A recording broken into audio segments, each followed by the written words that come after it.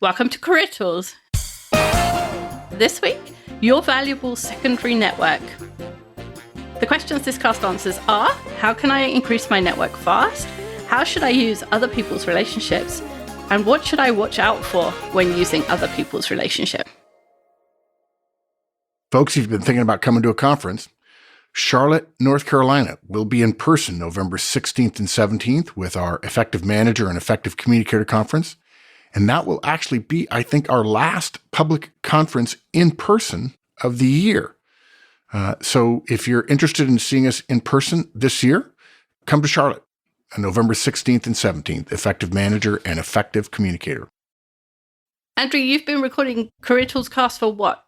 2 months? Yeah. And how many times have we said careers are built on results and relationships in 2 months? Like 20? Yeah. Every single time. episode, right? Pretty much every paragraph. We tell you to build a network because results and relationships are the foundations to that successful career. And using relationships to solve problems or to help other people is what you're supposed to be doing with that network. You are supposed to actually use it to solve your problems, to help other people, to help solve other people's problems. It's not there as, it's not a collection. It's not like, I've got the biggest network. If you never use it, it's useless. So you're supposed to be using it. But there are good ways to use it and bad ways to use it. And in this cast, we're going to talk about how to do it well.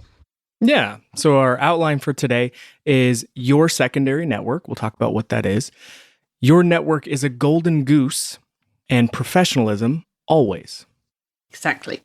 So despite there being not negative connotations with the idea of using people or using people's relationships. Oh, yeah. We don't mean it in a negative way. There just isn't a better verb for it. But anytime you need advice or a new perspective or technical know-how or a new job, we keep telling you, go ask your network. That's what your network is for. But what most people think about when we say that is the people they know, or even more limited, it's just the people around them, the people they see most often. Yeah. And most people think only of the people they know in a work-related context. That list might include people in other departments or previous colleagues or vendors or customers or people they met at a conference. But that's sort of the limit of the visual that we get when we say your network. But you miss out all the people that you know from church or from school and your kids' school or a leisure activity and the dry cleaner and your next door neighbor and all sorts of other people that you actually do know, but you don't think of in a work context or in a network context. Right. And those are still people in your primary network, right? Those are still people that you know. Then there's this entire world that opens up that's your secondary network. The people that, are the people that your network knows. So by definition, one's network includes, however indirectly, the networks of all the people in your network. It's this web of people that are all somehow connected. If there's 100 people in your network and they each have 100 people in their network, I'm really glad we're using easy math for me. Yes, there's only easy math in here. But that means that your network actually consists of 10,000 people. That's crazy. It's crazy. When I wrote that and then I went to Google to do the math because I can't do math, I was like, wait a minute, I must have put those numbers in wrong. But yes, I double checked it. I was like, there's no way. Is 10,000 people. Yeah, and to be clear, by double checking it, I asked my kindergartner because he knows 100 times 100, surprisingly. Some people have thousands of people in their primary network alone, which multiplies your network exponentially. We've seen that, right, through this math. So now do you understand why building your own network is so important? When you think of adding 5 people to your network, you're grossly underestimating the growth of your network. You're adding thousands, perhaps even just by adding 5 new connections directly. It's amazing math. And connecting through someone in your primary network gives you access to everyone in their contact book. And if we do the math again, if you have 10 people in your network and each of those people have 10, that's a nice low number, then you have 100 people in your secondary network. And the difference that makes is amazing. If you think, having 10 people in your network, try and find someone who knows something about transistors, just as a random topic. You probably can't find someone, in the 10 people. But 100 people, that's much more likely that you'll find someone who knows something about transistors. And if you had 100 people in your network and everybody else had 100, you've got 10,000 people. The likelihood of you finding someone who knows something about transistors is just, it's got to be like 95%, hasn't it? Yeah, you're increasing the odds, again, exponentially, that someone could be helpful. So when fax machines were first invented, I got really excited to talk about fax machines. When fax machines were first invented, they were pretty useless. Sure, you had a fax machine and you could send a fax, but unless the person that you wanted to send a fax to had a fax machine to receive it, your fax machine is just a really nice, overpriced paperweight with lots of cool buttons on it. Exactly. The more people that had fax machines, the more useful they became. The same goes for phones, email addresses. I mean, that's the internet, right? We think of as a network. This is called the network effect. It's a phenomenon whereby increased numbers of people or participants improve the value of a good or a service. And when you add one person, as we said, you're not just adding that one person, but all the people they can reach. So imagine an office building with 1,000 people in it, but no fax machines. You can't reach them by fax because they don't have a fax machine. But when one person in the building gets in, you can fax that person and you can have someone run up and down the building and give them faxes. And now you've got access to 1,000 people just because one person bought a fax machine. Yeah. And adding one person to your network is just like getting a fax machine in that one building. Gives you access to a really wide range of people. That's a great way to put it. Yeah. So this is the same kind of magic that makes that concept of like the 6 degrees of Kevin Bacon, right? And Erdos numbers, is that right? I would say Erdos, but I don't know that I'm right. Erdos numbers. Okay. Kevin Bacon, I know for sure. Okay. Because Kevin Bacon and Paul Erdos worked so prolifically and with so many people, you can go back and you can link them. You can, look at any actor and go back several degrees and you'll find a connection to Kevin Bacon. Why can't I say Kevin Bacon? So from their perspective, their primary network is huge. If one of them was in your network, your secondary network would be huge too, because you would get access to everyone that they know. Yeah, you literally only need Kevin Bacon to be your friend. Exactly. You've got access to everybody in Hollywood, right? Kevin, if you're listening. The important thing about this whole network thing and getting really excited about having access to all these people is that your network is a golden goose. And in many cases, the person that you know in your network can't help you, but they can connect you with somebody in their network. That's the point, right? You use your secondary network. So let's just do an example. Let's say I have a contact whose name is Amanda, beginning of the alphabet. Amanda is close to me in my primary network. And Amanda knows someone who's called Zach at the end of the alphabet, so far away. But he doesn't know me. But because I know Amanda, he's in my secondary network. And when I think of something I think Amanda can help me with, I reach out to her. And when she can't help, she says, that's not quite my thing, but I know someone who can help you. I know someone who it is their thing. And she primes Zach by, hopefully sending him an email or a text and say, hey, Wendy's going to call. I don't have to have a relationship with Zach to get the help from Zach, because I'm using my relationship with Amanda as my go-between. And my relationship with Zach relies entirely on my relationship with Amanda to start with. It's Amanda saying, hey, I know Wendy and she's worth talking to, or, I want you to help her because she's helped me, or whatever.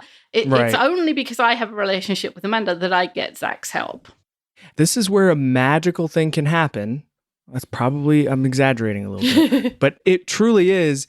It's an interesting thing because now if you treat Zach well, right, and you establish a relationship with Zach, you can add Zach to your primary network. He moves in one circle. I don't know, I'm just making up the circle thing. But if you treat him poorly, or maybe not even bad, but you're not professional, or, you don't make the best first impression, right? You could lose your potential relationship with him and potentially hurt your relationship with Amanda.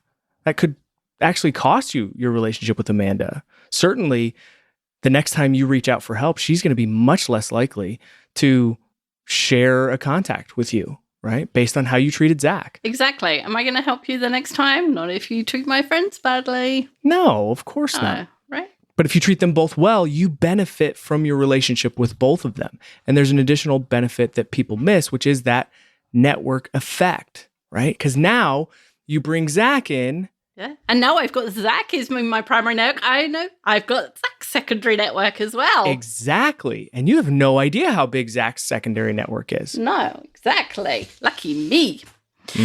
Now, access to people's networks is like money. It's neither good nor evil inherently. You can use it for good. You can solve problems or serve society or help other people, or you can use it for evil, just to help yourself or even to destroy others if that's what you want to do. And the problem with this is that's killing the golden goose. And for those who are not familiar, I don't know how universal this story is. So if you're not familiar with this story, a cottager and his wife had a hen that laid a golden egg every day. And they suppose that the hen must have this lump of gold inside it because it's laying golden eggs, right? So it must have a big well of gold somewhere inside. And so in order to get that gold, they killed the goose. And then they found that the inside of it was just like every other goose.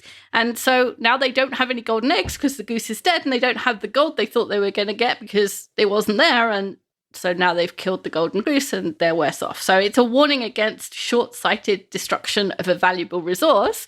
Yeah. The valuable resource being your network, and the short-sighted destruction being treating people in it badly or even not professionally. Right, exactly. And everyone has a network, and yours should be bigger because bigger is always better in this case. But the bottom line is you have one. The next step is to treat it and everyone in it like the golden goose that they are, which brings us to our next point. Professionalism always. Treating someone like the golden goose that they are is just basic professionalism. The following list of rules might seem unnecessary, but just like traffic laws, right? We know them, but we don't always follow them. Right. We know that you're supposed to do the speed limit. And there's good reasons for it. And we know we're capable. But sometimes other stuff gets on top of you in the same way that, other stuff gets on top of you and you don't reply to an email or whatever. So the first rule is do the work. So if you're the one needing help, then you have to do the work. So for example, you shuffle your calendar to make it easy for someone to meet with you, and you do the work of finding the convenient time. And please don't ask for help and then send someone a Calendly link so that they have to fit themselves into the 2.5 hours that you've designated as, connection time. Right. That is not doing the work. That's making someone else do the work. They're helping you. You have to do the work. Yeah. That means that you're going to travel to meet them, right? If you're going to meet up with them somewhere to talk about something or to, discuss how they can help you, then you go to them, right? You go to a place that's convenient to them. If they live across town, you're not going to say, hey, let's meet up for coffee 5 minutes from my house. You're going to say, where's a place that's close or convenient for you? Let me come to you, right? That's you traveling to them.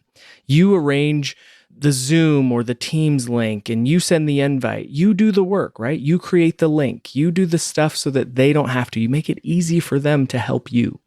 Yeah, and whichever Zoom, Teams, whichever one, Skype, whichever they choose is the one you do. Work it out. None of these things are hard. And there's a million YouTube videos on how to use them. Work it out. Oh, yeah. Do it this way. You don't say, here's a Teams link, and they say, well, I'm sorry, I don't have Teams. Can you use Zoom? And say, no, I'm sorry. I use Teams. Yeah. No, don't make it hard for them. Yeah. Okay. So you pay for coffee, lunch, dinner, whatever meal there is, whatever thing there is to be paid for. You make the payment and you pay the tip. We're thanking people for helping us. Even if the help isn't helpful, we're thanking them for meeting us and spending their time with us. And that means we do the work. Yeah, that also means that you provide any documents or helpful information in plenty of time for the person to have reviewed them. You make sure that they have access before that they need it, right? You make sure that they are set up to be able to, help as soon as possible, and you eliminate hurdles, right? Yes, You eliminate exactly. those roadblocks. Hey, folks, we haven't said much about our new Manager Tools Disc product, but you should know that our December Effective Communicator conferences will use Empty Disc rather than the Wiley product. And what's interesting about that is we have effective relationships built in to the product, so that saves you a bunch of money not having to buy effective relationships. And our Empty Disc is focused on helping you be more effective, not just telling you how you tend to behave. That's only part one. Part two is, okay, what do you do with that? Because it's all about behavior, and effective behavior sometimes means making small changes in how you behave when you're working with people who have different behavioral tendencies than you. Come learn about it at the Effective Communicator Conference. Next one, honor your commitments. So if you said you'll email today, email today. If you said meet at 10 a.m., then meet at 10 a.m. and not 10 after. If you said you'll have your resume ready, have it ready. And if you can't do so, let the person know in time. Somebody is planning to be somewhere or do something based on what you've said you're going to do, right? Say somebody says to me, hey, can you look at my resume? Someone in somebody's network, because they know I do that. And I say yes. And they say, hey, I've got a job interview in a week. So, can you look at my resume? And I say yes. And they say, I'll send it on Friday. Now, in my head, I'm like, okay, Friday afternoon, Saturday morning, I can do that. Now I'll just fit that in and blah, blah, blah, right? If they don't send it till Monday, now I have to rearrange my calendar. I've been thinking, hey, did I not get that email? Checking my email, like thinking, did it go into spam? Like, I'm wasting my time, my efforts, because someone didn't do what they said they were going to do. And that doesn't put me in a favorable, am I going to put more effort in for someone who's wasted some of my time? Even if it was not very much time at all? No. The person that says they're going to do it and does it, that's the person I'm going to put most effort into. Yeah. I mean, this isn't a grandiose thing about, showing someone that you're worth working with or trying to prove that you're worthy of their help. This is just showing due respect for someone, whether or not they're going to be helpful or not, right? You don't necessarily know. Hopefully they are, but this is just about showing respect and professionalism.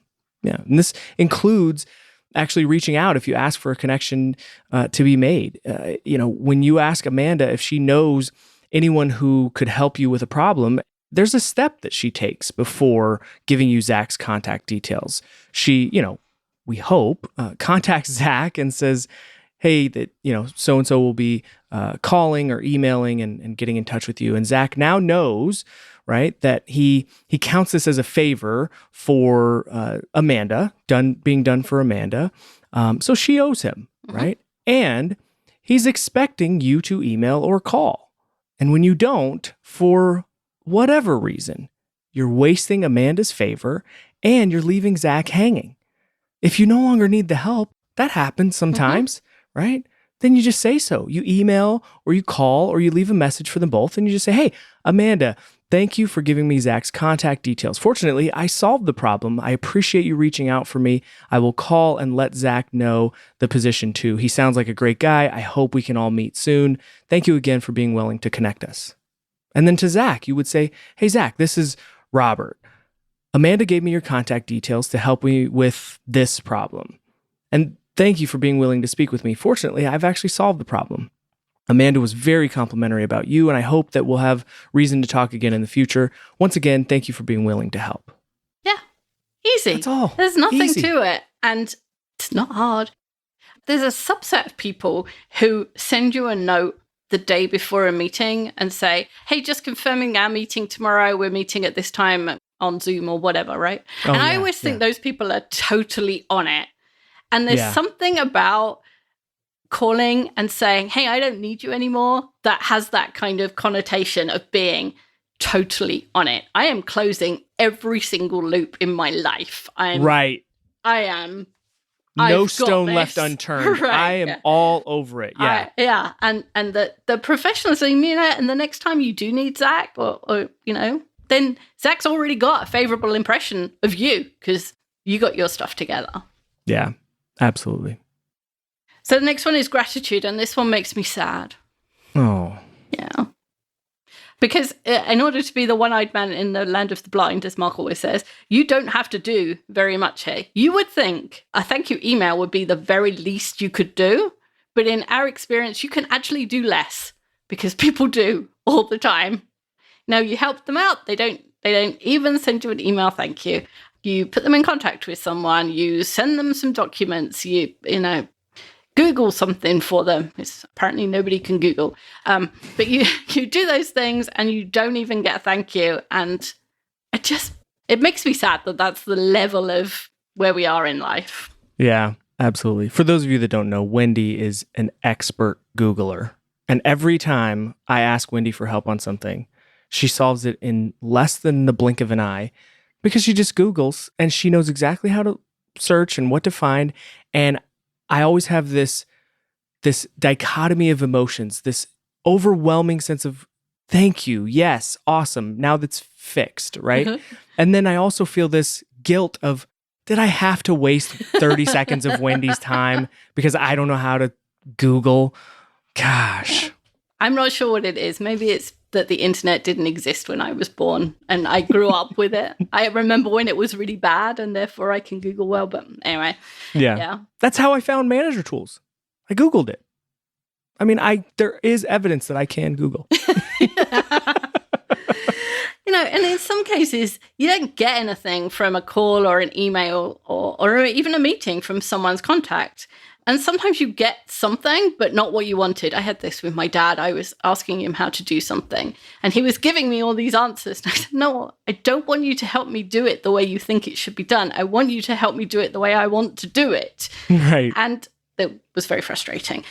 But if they're not your dad, show gratitude anyway. That person has helped you. They've done their best for you, even if they can't see that you want to be helped for the way you want to do it. Even if their advice doesn't apply for whatever reason, they've put themselves out. Show gratitude for the effort, not the result.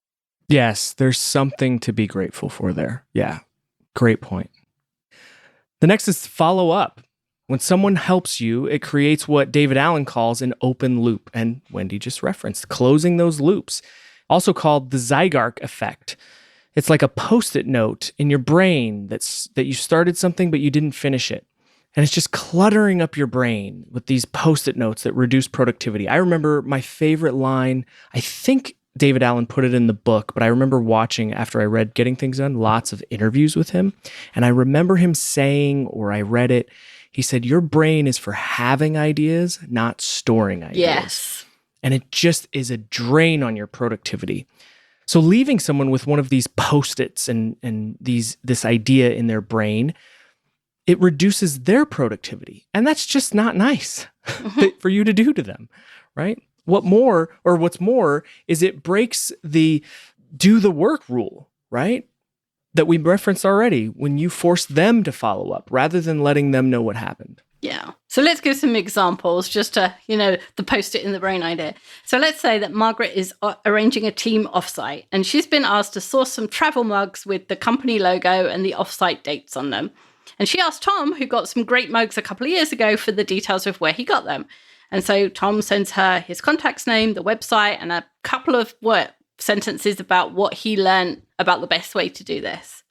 And what Tom's done is like a 3-minute email. It's not work, Hopefully he had a good system that allowed him to look this stuff up in moments. But periodically he'll see a note from Margaret, or he'll see the mug he ordered before, or something else that prompts the thought, I wonder how Margaret got on with that vendor. Yeah. And it would take Margaret less time than it took Tom to send him a note and say, hey, thanks for the info. They worked out great. Your contact was fantastic. Or, hey, I just wanted to let you know we didn't get any mugs for the event after all, but I've saved your info for next time.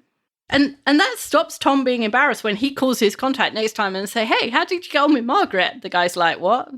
Yeah, that's a great point. And it's in this example, it's a really small one. So let's go for a bigger one. Yeah. So a bigger example would be Clive. Let's say Clive wants to move into web design. He's currently a front-end developer, so he talks to a friend who connects him with Debbie, who made a similar move a couple of years ago. Debbie meets Clive for coffee, tells him her story, gives him a couple of pointers, reviews his resume, and gives him the name of two of her contacts who helped her. Clive sends a nice thank you note the day after, and then nothing. Debbie has spent time with Clive, shared her knowledge, and left a little bit of skin in the game. If Clive gets a new role, the one that he wanted, he's benefited greatly from Debbie's advice, and we think you would agree with us that he owes her more than a thank you note, even if he doesn't get what he wants. Letting Debbie know what the outcome, or that, what that outcome is, seems only just decent, right? That's the right thing to do. Clive might have consulted 20 or 30 people, and getting back to all of them is time consuming, especially with this new job. But those people gave of themselves for him. And following up, closing that loop, is a low exertion courtesy. Literally, as we were reading this, I thought of somebody that I helped who hasn't got back to me. And it just went through my brain of like, I wonder how that person got on. Yeah, you just don't know. You just don't know. You would like to know, good or bad. Yeah, and I would like to know if I help someone. Maybe I spend my time giving out bad advice, in which case somebody ought to tell me. Yeah, I can tell you that is absolutely not true. But yeah, I can see what your point is, right? You would want to know, am I being effective? Is that helpful? Yeah. Yeah. And if you're in Clive's position and you do have a lot of people that you should have followed up with, write that list right now and follow up with each person. Like, just do one a week. Yeah. And you'll get there. Even if the note was from years and years ago, send the note or make the call anyway. It means as much years later as it does a few months later, especially if it was life-changing.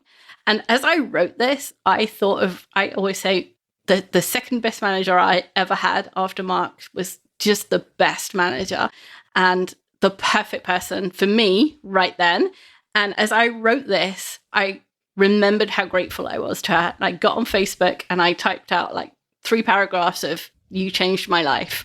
And I got an amazing reply because, she was grateful and she was like, "You were awesome." And I was like, "I was a pain in the neck, but you were awesome."